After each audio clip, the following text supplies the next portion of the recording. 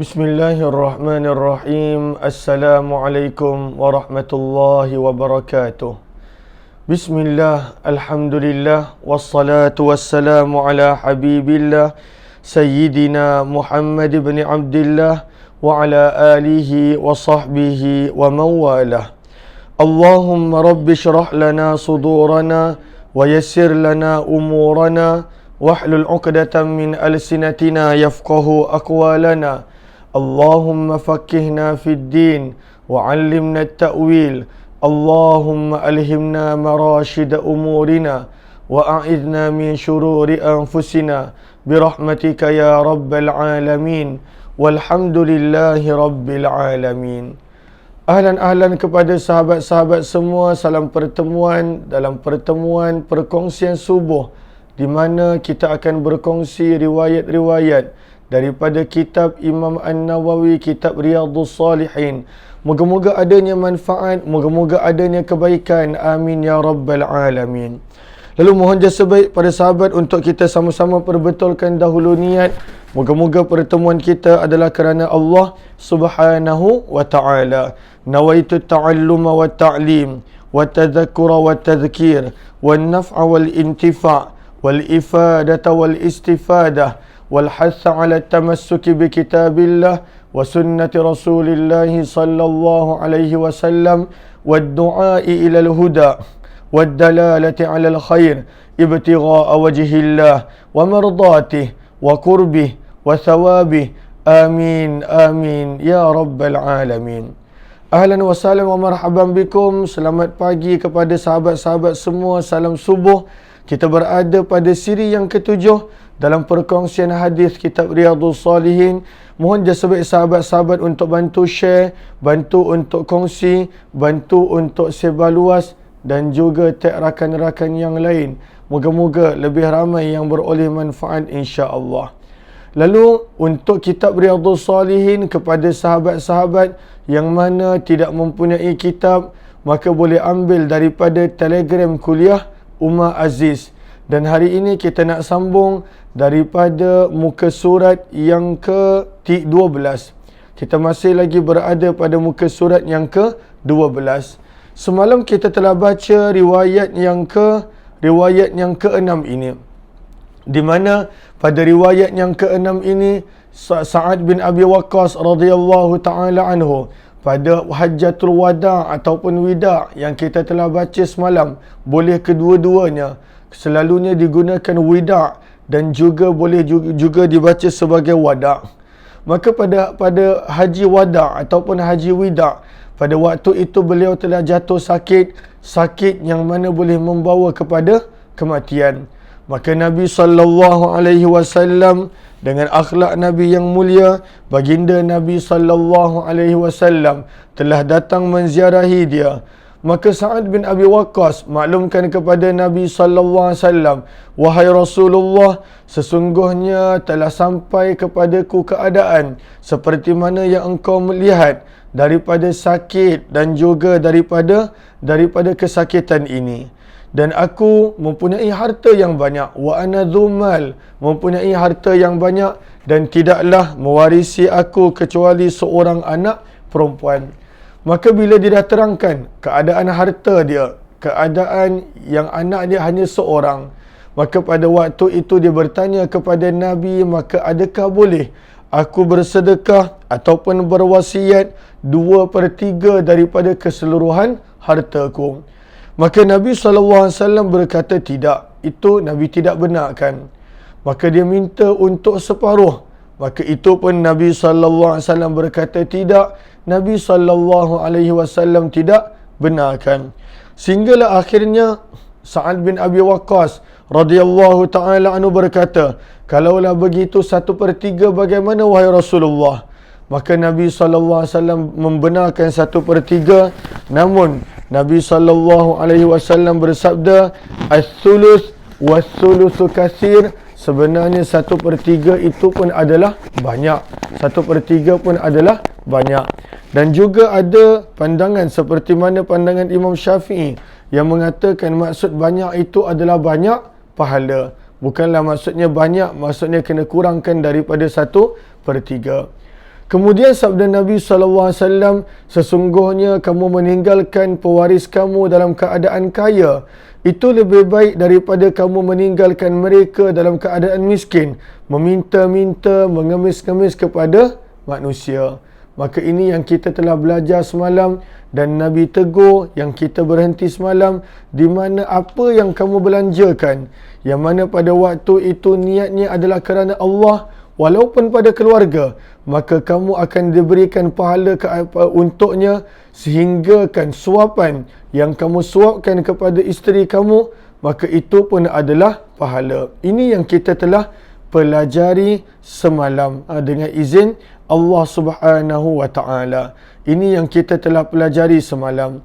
Lalu ahlan-ahlan kepada sahabat-sahabat yang bersama, lalu kepada yang baru join, yang mungkin tidak sempat join semalam, maka boleh buka muka surat yang ke-12 daripada terjemahan kitab Riyadhus Salihin yang ada dalam Telegram kuliah Umar Aziz, ataupun apa-apa kitab Riyadhus Salihin, terjemahan yang macam mana, maka boleh rujuk. Kita lihat pada hadis yang ke-6.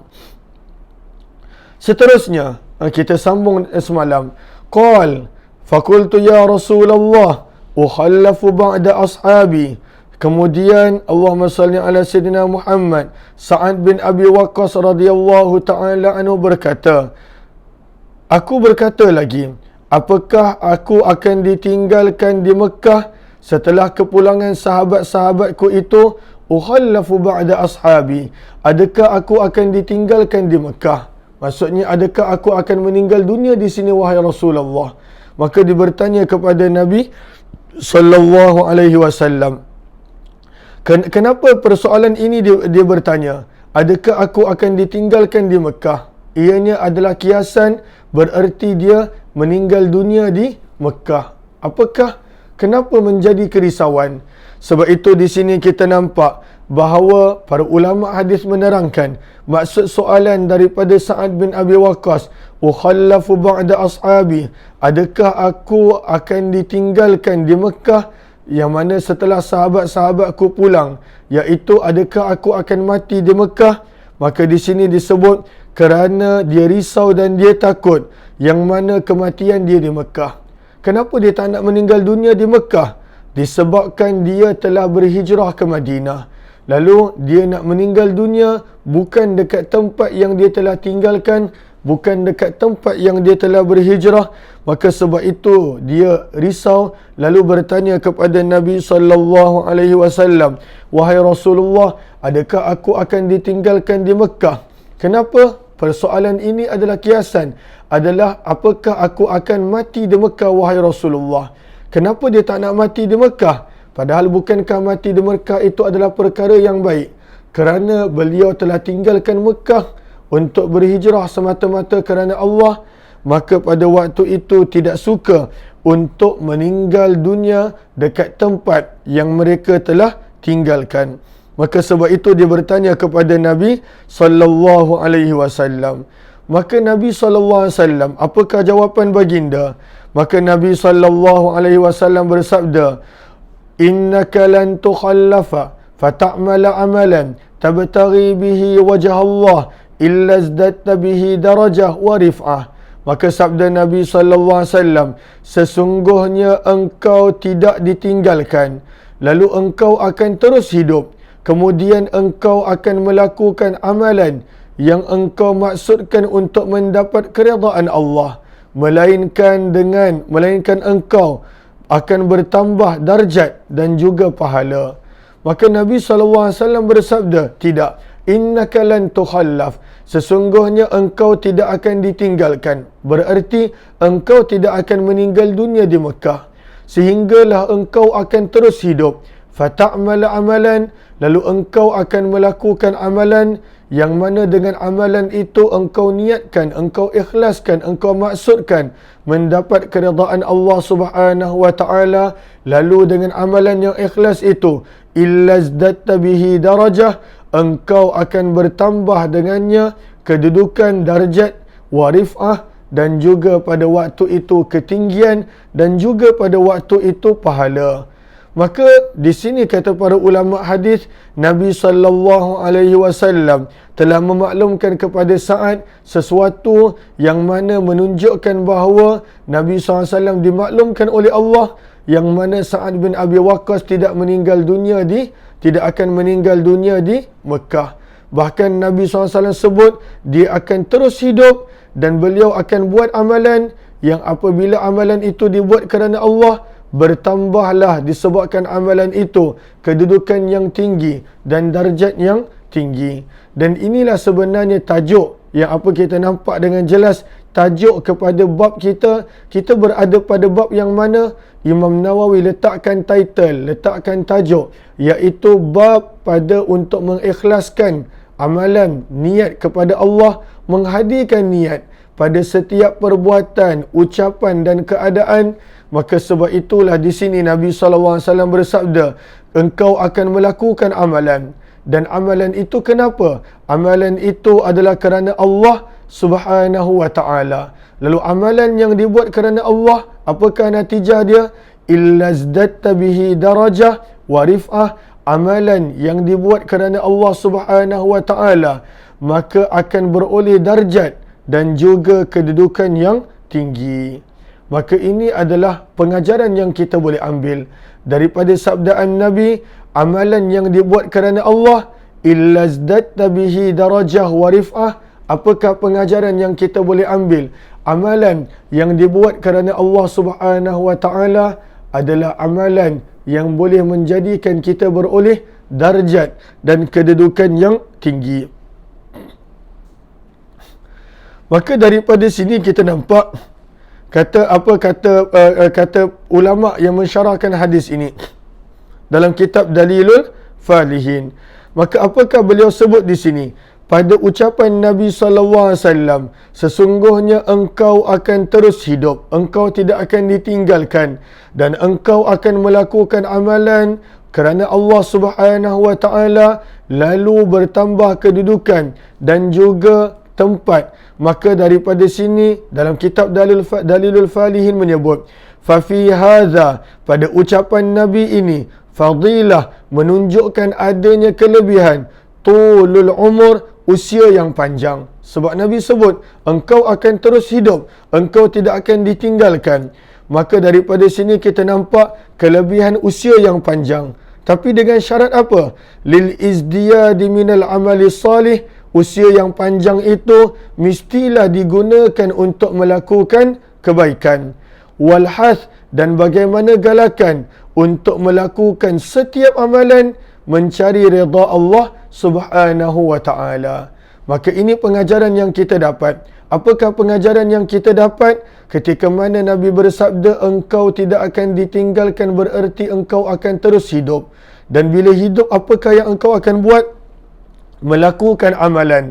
Amalan yang bagaimana? Amalan yang ikhlas kerana Allah. Maka daripada sini dalam kitab Dalilul Falihin menyebut, maka di sini menunjukkan adanya kelebihan, adanya keutamaan untuk orang yang dipanjangkan usia dan pada waktu itu menambahkan amalan yang baik, dan amalan yang baik itu dibuat ikhlas kerana Allah Subhanahu wa ta'ala. Maka daripada sini kita ambil pengajaran bahawa usia yang panjang bukanlah sia-sia. Usia yang panjang ketika mana pada waktu itu disertakan dengan amalan yang baik, maka Nabi SAW puji seperti mana sabda Nabi kepada Sa'ad bin Abi Waqqas, engkau tidak akan ditinggalkan. Kiasan kepada engkau akan terus hidup, tetapi terus hidup dalam keadaan bagaimana? Fata'mala amalan, engkau akan melakukan amalan yang bertujuan untuk mencari redha Allah. Apa natijah dia? Apa pahala dia? Janji Nabi SAW, illa zdatta bihi darajah, maka bertambahlah dengan amalan itu, dengan usia panjang itu, darjat dan juga kedudukan yang tinggi. Maka daripada sini Nabi memaklumkan yang Sa'ad bin Abi Waqqas tidak akan meninggal dunia di Mekah.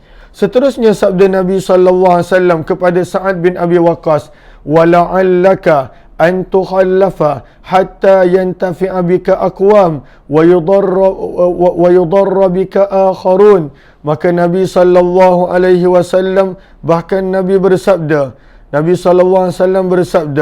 akan tetapi nanti akan ada beberapa kaum yang dapat Allahumma salli ala sayyidina Muhammad sebentar. Okey, barangkali engkau akan ditinggalkan. Apakah maksud ditinggalkan? Maksudnya adalah engkau pada waktu itu akan terus hidup. Barangkali engkau akan ditinggalkan, iaitu engkau akan terus hidup. Dan pada waktu itu Allah Subhanahu wa ta'ala ada beberapa kaum yang akan memperolehi pada waktu itu manfaat daripada kamu. Dan ada lagi beberapa kaum yang akan pada waktu itu memperolehi dengan sebab hidup kamu tadi, iaitu orang-orang kafir, mudarat yang mereka terima. Lalu Nabi SAW bersabda, wala'allaka, barangkali, maksudnya Nabi doakan untuk dia, barangkali antukhallafa, dengan hidupnya kamu, maka akan mendapat manfaat disebabkan kamu beberapa kaum. Siapakah yang akan mendapat manfaat? Itulah umat Islam akan mendapat manfaat. Umat Islam akan mendapat manfaat. Kenapa? Sebab kemudian hari Sa'ad bin Abi Waqqas terkenal sebagai panglima yang pada waktu itu banyak membuka kota-kota dan banyak membawa Islam ke kota-kota yang berada di semenanjung Arab dan juga di luar semenanjung Arab. Pada zaman Umar bin Khattab, beliau adalah antara panglima yang dipercayai oleh Umar bin Khattab radhiyallahu taala anhu. Bahkan beliau adalah panglima yang mana dilantik pada peperangan Qadisiyah dan juga peperangan Yarmouk. Maka Nabi SAW mendoakan, dan barangkali dengan kamu tinggal, maksudnya dengan kamu hidup, maka akan mendapat manfaat disebabkan kamu beberapa kaum, iaitu orang-orang Islam. Namun wa yudarra bika akharun, orang-orang yang bukan Islam, mereka akan mendapat mudarat.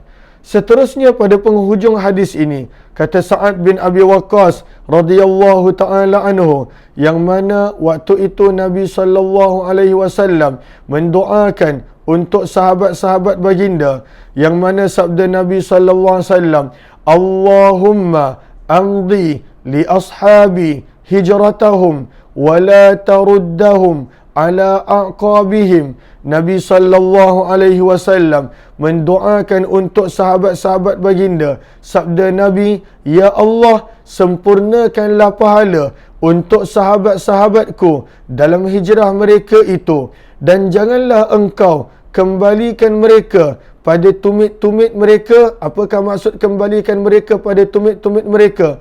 Yakni menjadi murtad kembali setelah daripada mereka berhijrah. Maka Nabi SAW doakan untuk hijrah para sahabat, moga pada waktu itu Allah Subhanahu wa taala sempurnakan hijrah mereka. Maka di sini Qadhi Iyad mengambil catatan di sini.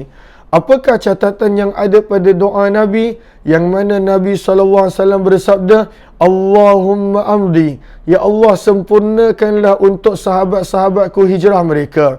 Maka berkatalah Qadhi Iyad di sini, apa kata Qadhi Iyad?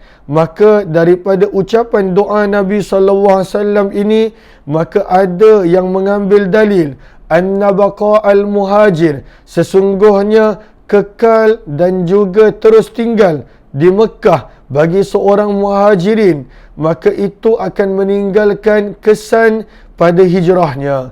Walaupun tidak ada dalil yang jelas, tetapi daripada doa Nabi kita nampak kerisauan Nabi sallallahu alaihi wasallam. Lalu kita nampak kerisauan Nabi sallallahu alaihi wasallam, dan Nabi sallallahu alaihi wasallam doakan pada waktu itu, yang mana Nabi sallallahu alaihi wasallam bersabda, Allahumma, ya Allah, sempurnakanlah untuk sahabat-sahabatku hijrah mereka.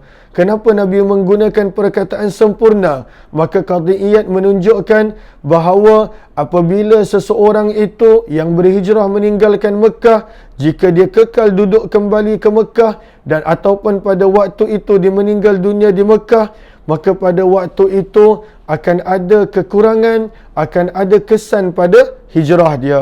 Maka Nabi SAW berdoa, Ya Allah, sempurnakanlah untuk sahabat-sahabatku hijrah mereka. Janganlah jadikan mereka meninggal dunia di Mekah. Kemudian Sa'ad bin Abi Waqqas menceritakan tentang seorang lagi Sa'ad yang bernama Sa'ad bin Khawlah. Kata Sa'ad bin Abi Waqqas radhiyallahu ta'ala anhu, Lakinil ba'is Sa'ad bin Khawlah yarthi lahu Rasulullah sallallahu alaihi wasallam an mata bi Makkah. Maka di sini Sa'ad bin Abi Waqqas menceritakan kepada kita tentang seorang lagi Sa'ad yang lain. Maka pada waktu itu berkata Sa'ad bin Abi Waqqas, tetapi yang miskin, yang maksudnya adalah lakinil ba'is. Apakah maksud ba'is? Maksudnya miskin. Maksudnya adalah benda yang tidak elok. Al-ba'is ay alladhi athara al-bu's ay shiddatal faqar. Lalu maksudnya apa? Tetapi yang miskin, tetapi yang rugi adalah Sa'ad bin Khawlah. Kenapa? Apakah yang terjadi kepada Sa'ad bin Khawlah? Nabi SAW merasa kasihan padanya sebab beliau meninggal dunia di Mekah. Apakah kisah Sa'ad bin Khawlah di sini? Mungkin kita jarang dengar nama beliau, Sa'ad bin Khawlah. Selalu yang kita dengar adalah Sa'ad bin Abi Waqqas radhiyallahu ta'ala anhu. Maka di sini ada banyak pandangan tentang Sa'ad bin Khawlah. Apakah kisah Sa'ad bin Khawlah?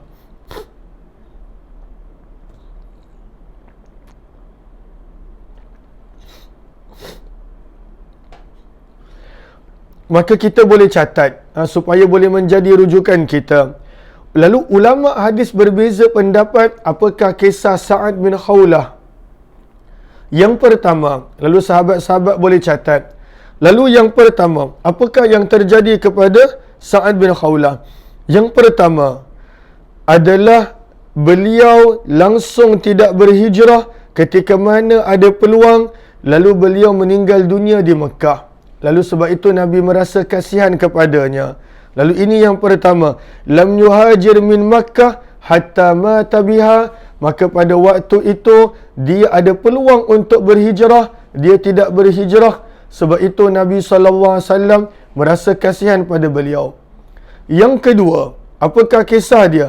Yang kedua, beliau berhijrah, bahkan turut serta dalam Badar. Summan sarafa ila Makkah, namun dia pulang ke Mekah dan meninggal dunia di Mekah. Maka Nabi SAW merasa kasihan kepada beliau. Maka ini yang kedua, dia berhijrah bahkan turut serta dalam Badar, namun dia pulang kembali ke Mekah dan meninggal dunia di Mekah. Sebab Nabi SAW nakkan sahabat punya hijrah sempurna, yang dah berhijrah jangan kembali tinggal di Mekah, dan jangan pada waktu itu mereka meninggal dunia di Mekah. Ini yang kedua. Yang ketiga, beliau adalah orang yang mana telah berhijrah ke Habsyah, dan juga beliau telah turut serta dalam Badar.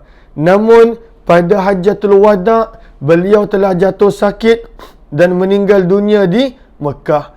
Ini adalah pandangan yang ketiga, iaitu beliau Habsyah pun beliau turut serta, masuk Islam awal, berhijrah ke Madinah, turut serta dalam Badar. Namun pada tahun yang ke-10 Hijrah beliau meninggal dunia pada peristiwa Hajjatul Wada'. Maka Nabi SAW merasa kasihan buat beliau. Maka daripada sini, sebenarnya banyak lagi pandangan yang lain. Daripada sini kita nampak bahawa seseorang yang dah berhijrah meninggalkan Mekah, maka pada waktu itu apabila dia kembali semula ke Mekah untuk tinggal dan meninggal dunia di Mekah, maka ada kesan pada hijrahnya. Sebab itu Nabi mendoakan untuk sahabat-sahabat baginda supaya sempurna hijrah mereka. Dan sebab itulah kita nampak kerisauan yang ada pada Sa'ad bin Abi Waqqas, yang mana dia bertanya kepada Nabi, adakah aku akan ditinggalkan di Mekah lalu meninggal dunia di Mekah? Maka Nabi SAW berkata, tidak, engkau akan terus hidup, bahkan dapat melakukan amalan yang meridhakan Allah Subhanahu wa taala. Maka pada waktu itu engkau akan beroleh kedudukan dan juga darjat yang tinggi. Maka daripada sini kita nampak kisah dua Sa'ad, Sa'ad bin Abi Waqqas dan juga Sa'ad bin Khawlah, dan juga radhiyallahu ta'ala anhum, pengajaran-pengajaran yang kita dapat daripada ini. Seterusnya, riwayat yang ketujuh. Riwayat yang ketujuh adalah daripada Abu Hurairah radhiyallahu ta'ala anhu.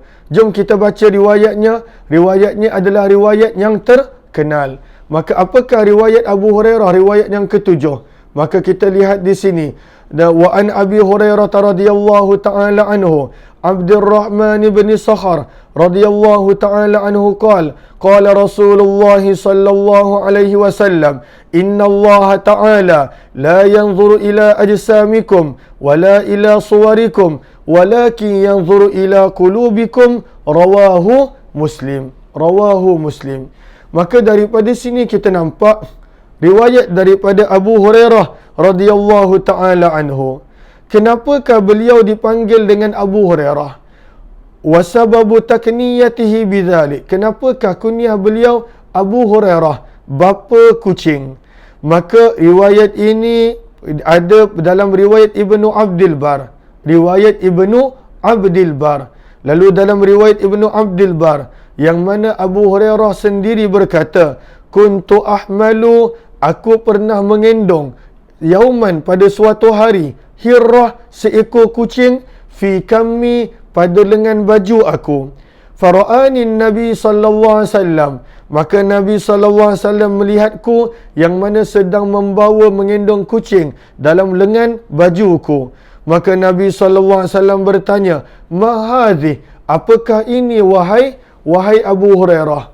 Maka pada waktu itu Abu Hurairah menjawab, hirrah, kucing wahai Rasulullah. Maka Nabi SAW bergurau dan Nabi bertanya, anta Abu Hurairah, engkau adalah Abu Hurairah.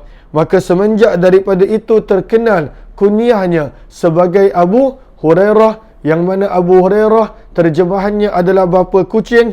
Maka dalam riwayat Ibnu Abdul Bar daripada Abu Hurairah sendiri, bagaimana Nabi SAW yang menamakan beliau dengan Abu Hurairah ketika mana Nabi lihat dia gendong dan bawa kucing dalam lengan baju dia. Maka inilah Abu Hurairah radhiyallahu ta'ala anhu. Beliau hanya berjumpa dengan Nabi SAW pada tahun 7 Hijrah. Beliau hanya berjumpa dengan Nabi pada tahun 7 Hijrah. Maka 7, 8, 9, 10, awal tahun 11 Hijrah Nabi meninggal dunia. Maka pada waktu itu beliau hanya sempat hidup dengan Nabi SAW pada waktu itu selama 4 tahun lebih. Namun dalam 4 tahun lebih itu, riwayat-riwayat yang sampai kepada kita daripada Abu Hurairah berapa? Maka sahabat boleh catat, sebanyak 5,374 hadis. 5,374 hadis. Berapa? 5,000, 5,000. Wa 300, 300. Arba' wa sab'un, 74. Lalu walaupun dalam tempoh 4 tahun beliau bersama dengan Nabi SAW semenjak daripada peristiwa Khaybar, sebab yang beliau mula-mula join Nabi adalah dalam peperangan Khaybar, seperti mana yang kita telah baca dalam kitab Ar-Rahiqul Maktum. Maka walaupun dalam tempoh 4 tahun beberapa bulan, beliau adalah sahabat yang paling banyak meriwayatkan hadis daripada Nabi SAW. Itulah dia 5,374 sallallahu alaihi wasallam. Lalu Abu Hurairah itu adalah kunyah dia, seperti mana yang kita baca yang Nabi berikan kepadanya. Dan kemudian juga nama beliau. Apakah nama beliau? Maka di sini Imam Nawawi pilih Abdurrahman bin Sakhar, dan juga itulah pilihan Imam Tirmizi, walaupun ada lagi pandangan-pandangan yang lain. Dan akhirnya Abu Hurairah radhiyallahu ta'ala anhu meninggal dunia pada tahun 59 Hijrah. Beliau meninggal dunia pada tahun 59 Hijrah dan ditanam di perkuburan Baqi'. Abu Hurairah radhiyallahu ta'ala anhu. Maka apakah riwayat Abu Hurairah? Hadis ni kita biasa dengar daripada Abu Hurairah radhiyallahu taala anhu, yang mana Allahumma salli ala Sayyidina Muhammad, riwayat yang ke-7 daripada Abu Hurairah radhiyallahu taala anhu, Abdurrahman bin Sahar, itu nama asal dia, Abdurrahman bin Sahar, beliau berkata, Nabi SAW bersabda, sesungguhnya Allah tidak melihat kepada tubuh-tubuhmu. Apakah maksud tubuh-tubuh? Maksudnya amalan yang keluar daripada tubuh. Allah tidak melihat kepada zahir amalan tersebut, tidak pula kepada bentuk rupamu, akan tetapi yang Allah lihat adalah kepada hati-hatimu, iaitu kepada niat dan apa yang ada dalam hati kamu. Maka Imam Nawawi membawakan riwayat ini pada tajuk ikhlas dan menghadirkan niat, menunjukkan kepada kita betapa besarnya peranan dan kesan niat dalam setiap amalan. Kerana itulah yang Allah lihat. Moga-moga Allah jadikan setiap daripada kita sentiasa menjaga niat pada setiap amalan kita. Amin ya rabbal alamin. Lalu terima kasih kepada semua sahabat-sahabat yang bersama. Alhamdulillah, kita dapat lengkapkan dalam 30 minit beberapa hadis Nabi sallallahu alaihi wasallam. Insya-Allah esok kita sambung daripada hadis yang ke-8 dengan izin Allah Subhanahu wa taala. Lalu mudah-mudahan bermanfaat insya-Allah. Kita jumpa lagi pada pertemuan yang lain. Moga Allah permudahkan urusan sahabat-sahabat semua. Terima kasih kepada yang membantu di ruangan komen. Wabillahi taufiq wal hidayah. Assalamualaikum warahmatullahi wabarakatuh. Kepada yang kali pertama join, jemput untuk join grup Telegram Kuliah Umar Aziz. Banyak perkongsian yang kita kongsikan di Telegram Kuliah Umar Aziz insya-Allah. Terima kasih semua.